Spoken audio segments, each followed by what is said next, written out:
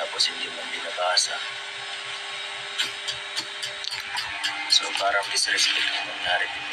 Ano lang po siguro na ano. Yan, hello po sa ating lahat. So, ayun nga po, grabe po talaga yung ugaling meron kay Arjen Noom. Opposite po sila ni Carla.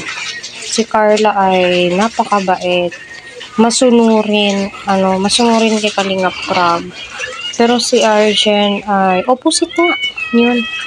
So, kaya nga po nagawa ni Kalingap Edu yun, ay hindi daw po binabasa yung chat niya. Hindi niya nakakausap itong si Arjen.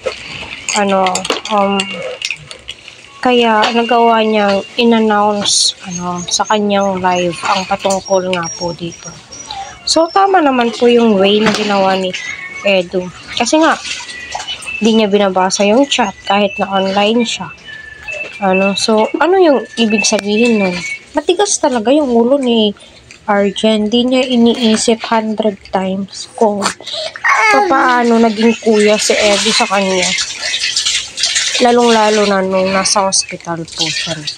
Minsan may mga ganitong tao, yung tipong hindi nakokontento. So, totoo naman po talaga, hindi naman po talaga nakokontento si Arjen. Kasi kung nakokontento yan siya, hindi yan, makikinig yan. Makikinig yan sa mga sasabihin ng kanyang scouter o good Samaritan na tumutulong sa kanya.